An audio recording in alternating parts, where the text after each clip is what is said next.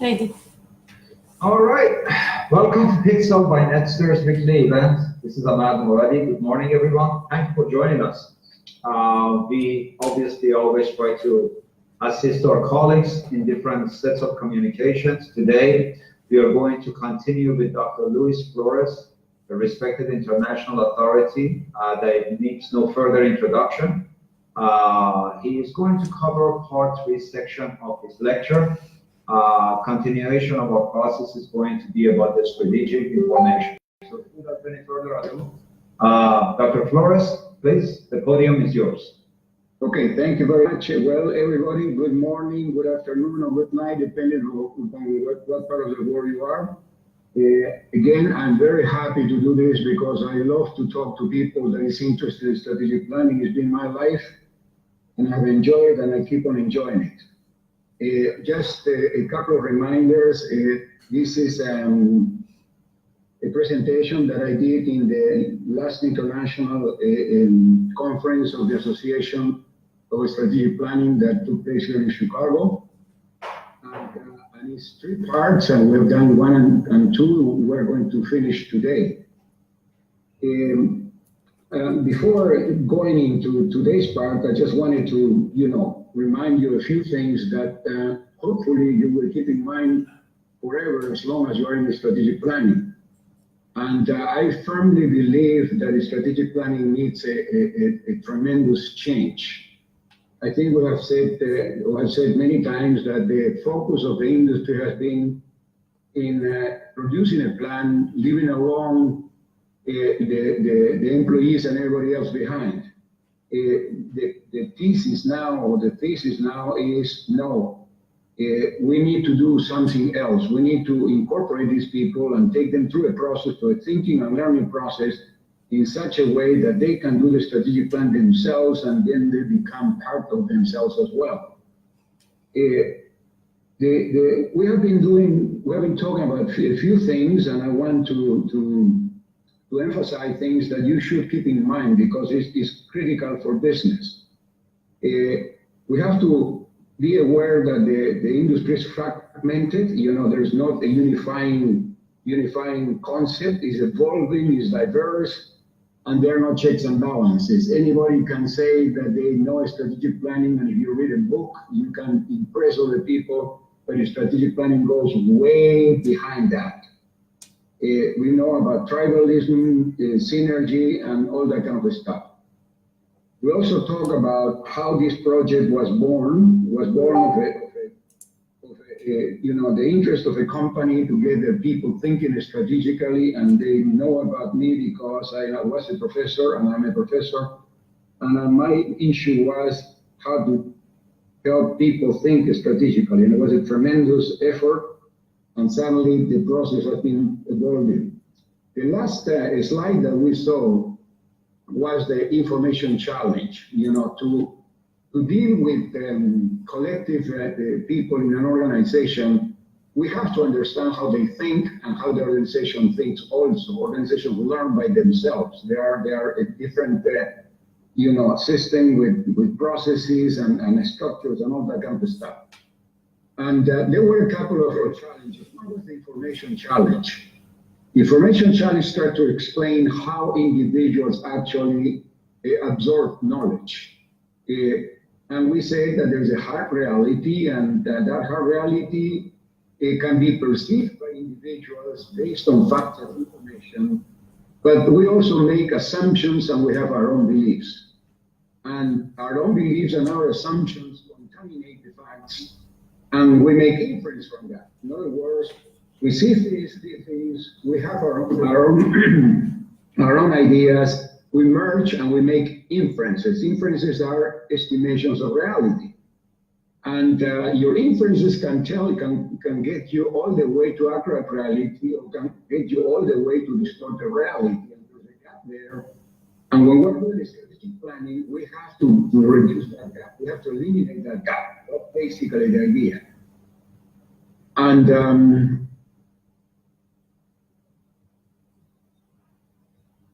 moving to the other slide, there's another challenge. It's not only how you learn, but what you know.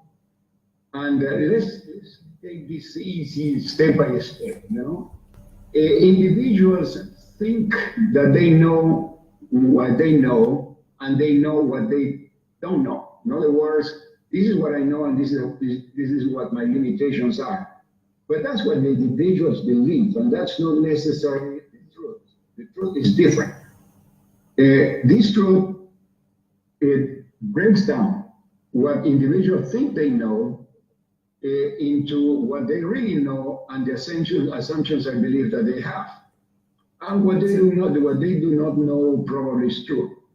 But this is only part of the body of knowledge that is necessary to do a strategic planning. And we call that what you do not know. I mean, it sounds like tricky and funny, but it's true. They need to learn a lot of other things to be able to do a good strategic plan. The industry is full with ideas and all that kind of stuff, but they are not, we haven't yet conceptualized the whole thing. I remember a presentation saying that using a Canvas system, I don't know if you know what Canvas is you put a big board there and you start getting ideas, and then you kind of realize what the strategic planning should be. When they say that, I thought of myself, oh my gosh, they are doing strategic planning without actually increasing the level of knowledge of the people that is doing the strategic planning to the point to be able to actually do meaningful strategic planning. So one little thing can really break down a whole system or a whole process.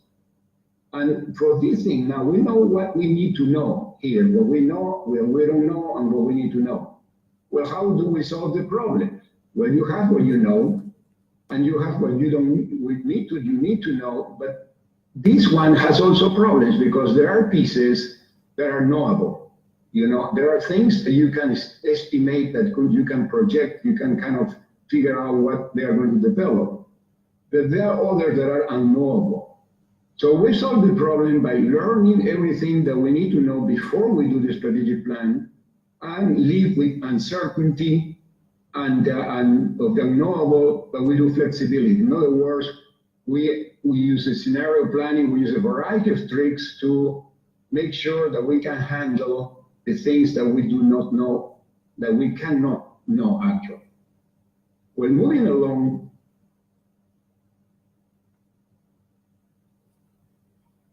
this whole system is based on accelerated and selected learning.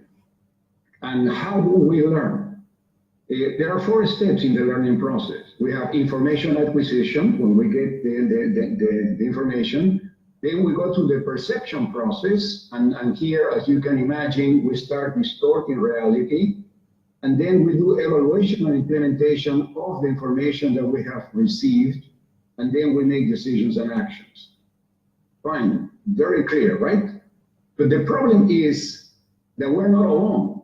We are in organizations. And to be able to formulate the plan, or at least to implement the plan, you need the help of everybody. So what happens when we have multiple individuals? In this case, I have selected only 4 because if we put 30 there, we get totally overwhelmed. But let's think about 4 individuals. Those individuals are not necessarily at the same time in terms of knowledge of something, Some of them haven't learned anything yet. And it's true that they don't have to learn anything yet. So they might be in the information acquisition later in the process. But there is already people that are in information acquisition earlier in the process. And here, it's kind of in between. So if you go to a meeting and start talking about something and trying to arrive at solutions, you'll never do it because the level of knowledge of different individuals are totally different. Worse than that, there are individuals who learn or go through the process a lot faster than others. This is the fastest probably with this one, and this is a little, slower, but this one takes a long time. Now, there is nothing wrong with this. It's not a matter of intelligence. It's a matter of the person likes to go around and analyze.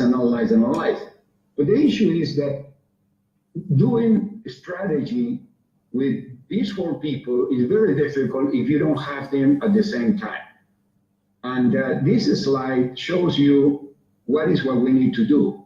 We need to have those people going through the process at the same time to make sure that they all learn the same thing and they perceive the process in the right way, and then they evaluate the process together the right way, and then can make decisions about the strategic plan.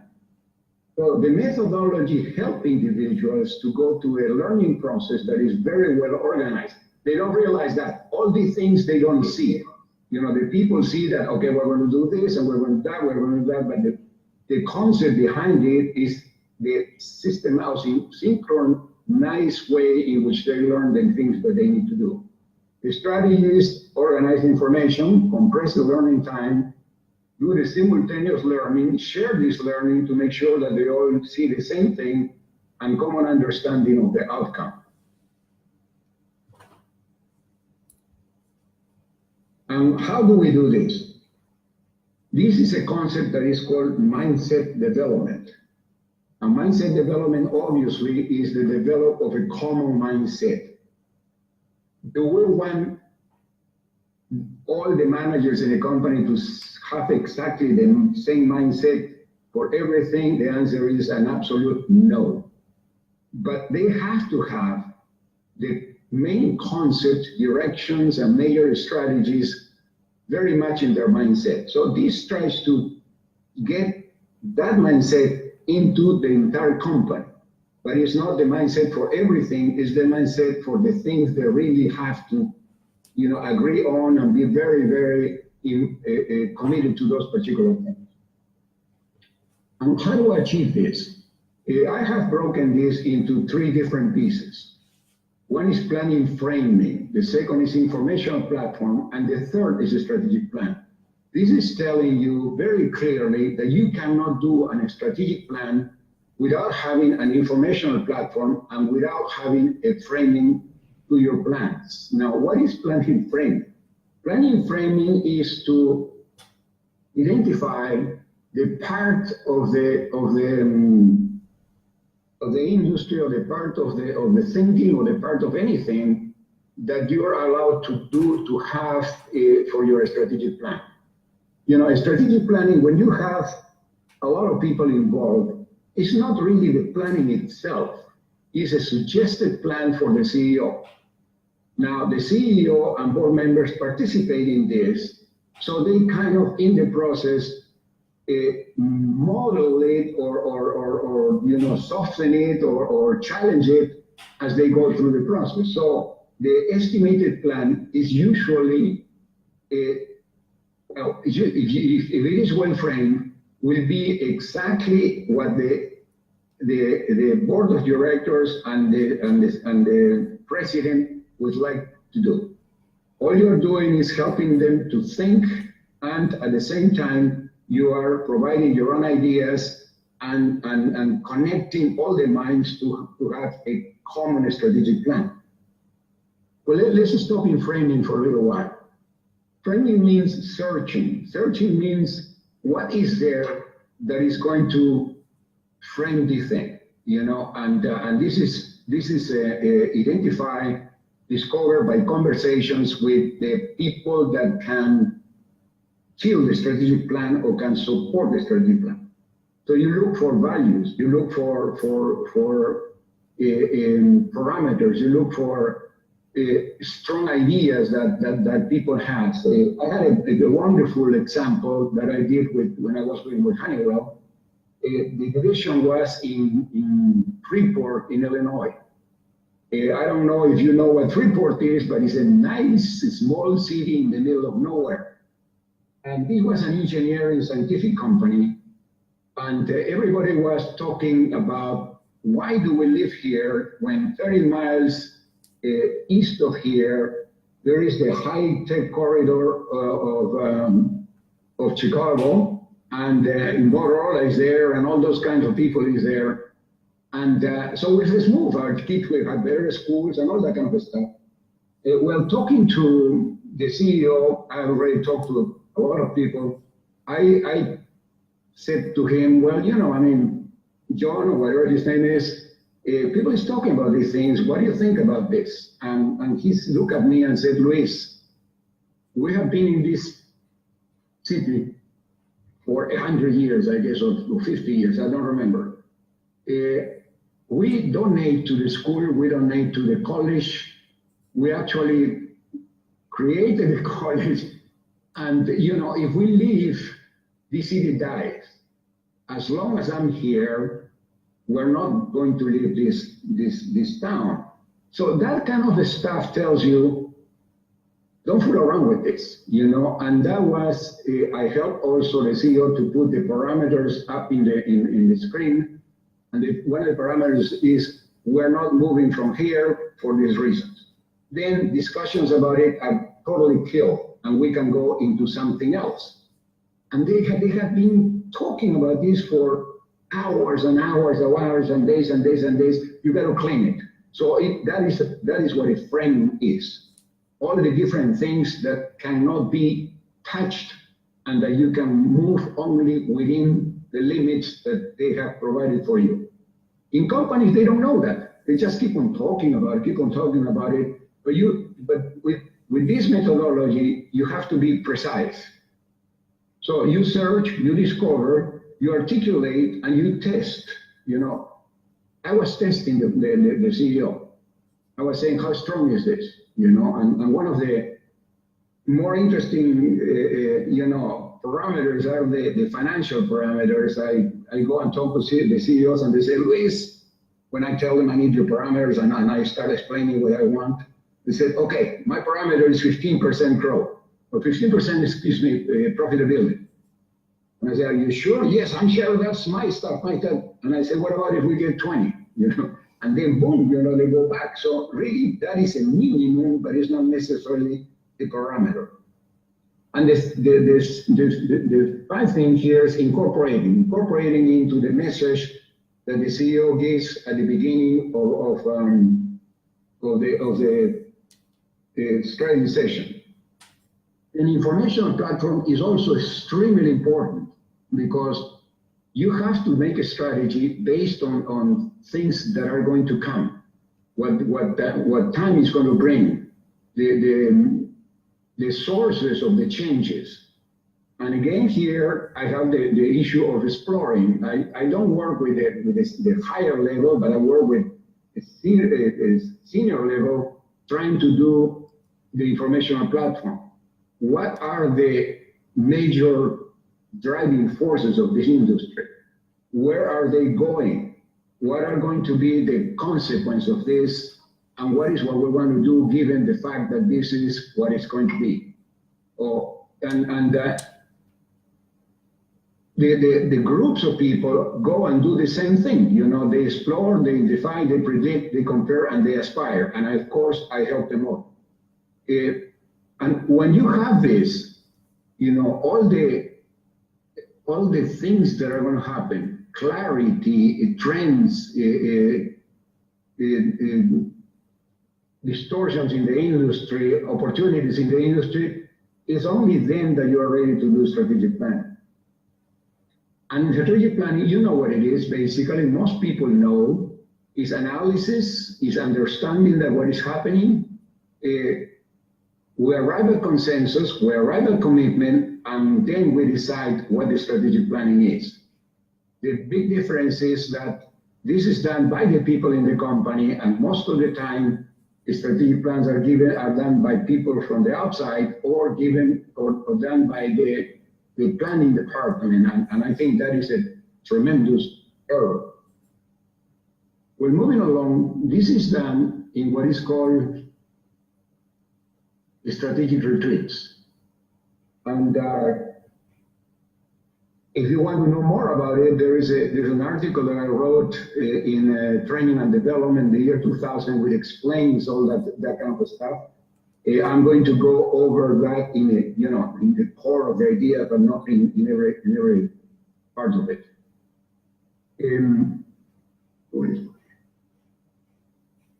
Okay. The conceptualization of the things is inputs, process, and outputs, the simple model of inputs, process, and output. But it's complicated because the inputs are information, are managers, and are linkages to different parts of the organization inside and outside. And what the process does is participation of the people that should be there, brainstorming, group dynamics, interaction of all these people and the groups, and communication. So it's a tremendous intellectual activity of people talking and arguing and suggesting and all that kind of stuff, until things are clarified and the different parts of the strategic plan are agreed upon. And then what happens that as a consequence of this process, your team comes together. People that were fighting before, become very close because they were fighting under the assumption that they both were right, but it was one reality to another reality. But since all of us have come up with a real reality, everybody agrees that that's the way to go. So there is an effect of team building there. There's tremendous commitment. One of the best examples that I have that I enjoy sharing with was I was going with a company that produced beer. Nice assignment, right? Well, the day before the meeting, the CEO had kind of a heart attack, a minor heart attack, and went to the hospital, so he couldn't participate. I told the second person, the vice president, let's schedule it again. Let's reschedule this. No, I want to do this. Let's reschedule it because it's going to be a problem. No, I want to do it. Okay, let's do it. Well, we did it. And like 3 weeks later, he called me and said, this guy doesn't want to do what we wanted to do and all that kind of stuff. Well, I told you. But 2 years later, he called me and said, Luis, he's retired.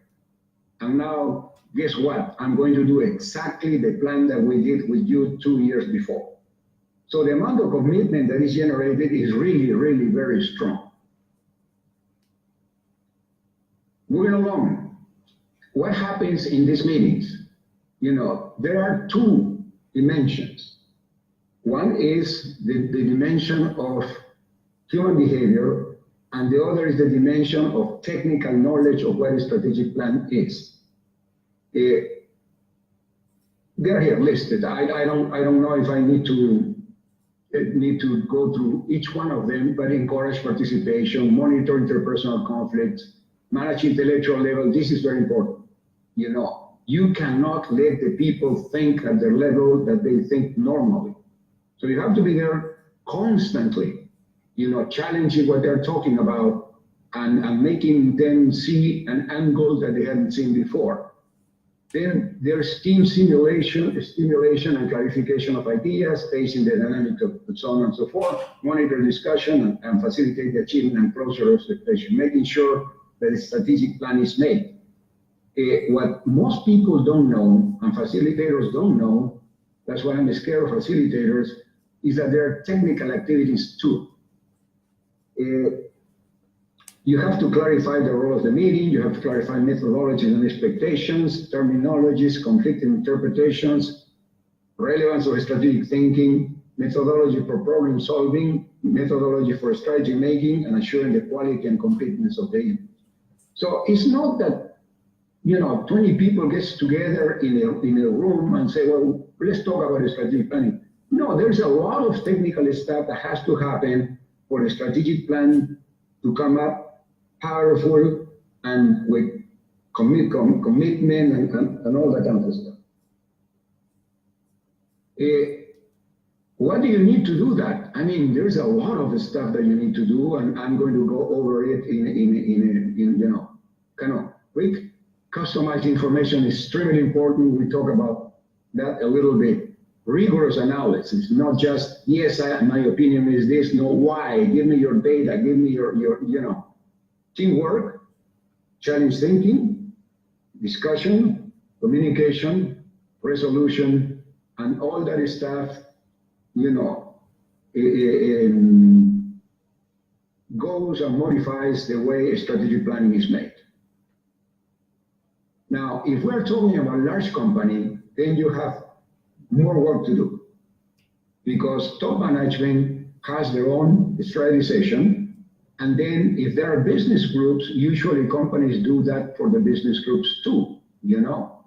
And you see linkages. Linkages mean that some people from here go here to understand this better and that kind of stuff. And, you know, they are called linking pins.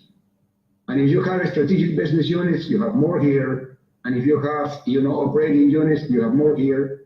And then there are study sessions at different times in a logical sequence, because what the first one has produced becomes the guidelines for what the second level produce, and becomes the guidelines for the third, and becomes the guideline for the third.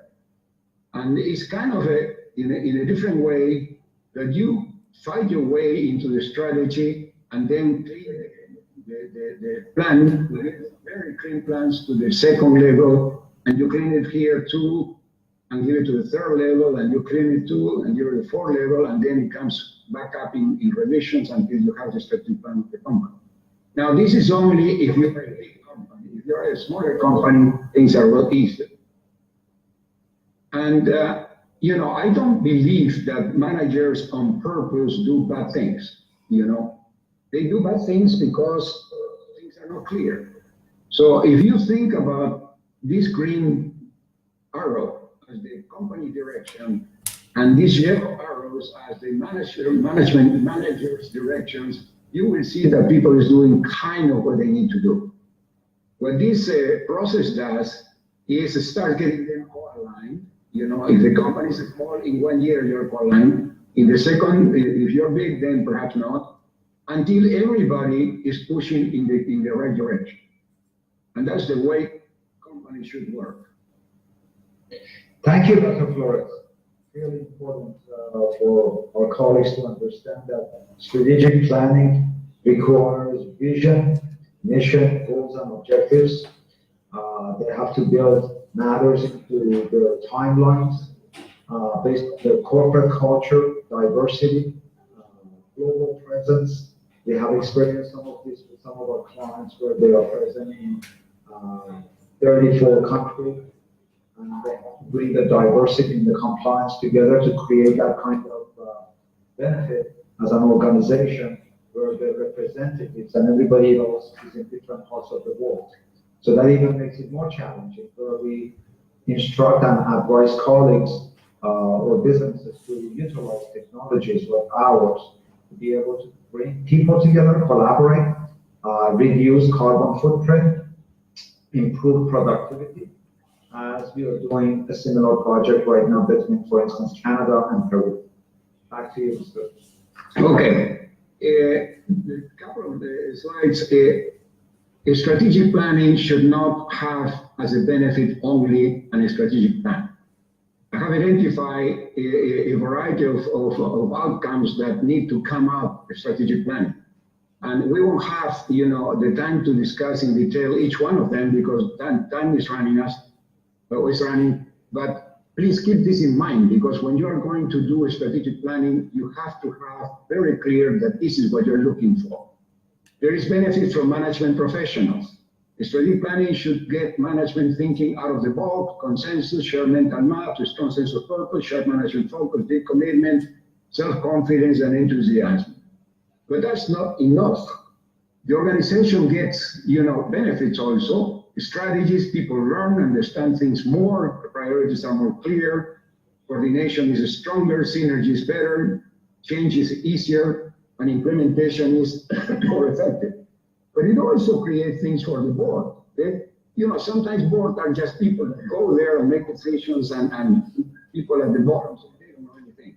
Well, you know, you invite a couple of them and then you have better understanding, better decisions, a strong teaming, confidence of management, because they see that management has actually thought it out. They support management and they are willing to invest. You know, and we don't have much time, but I want to give you an experience that I had. I was working with a bank. We invite CEOs and board members. And one of the board members said, guys, I know you're going to do your strategic plan, but I have a message from the board: no more money, no capital. Well, the next day, in the morning, he said, I want to say something, and say, of course, you're a director.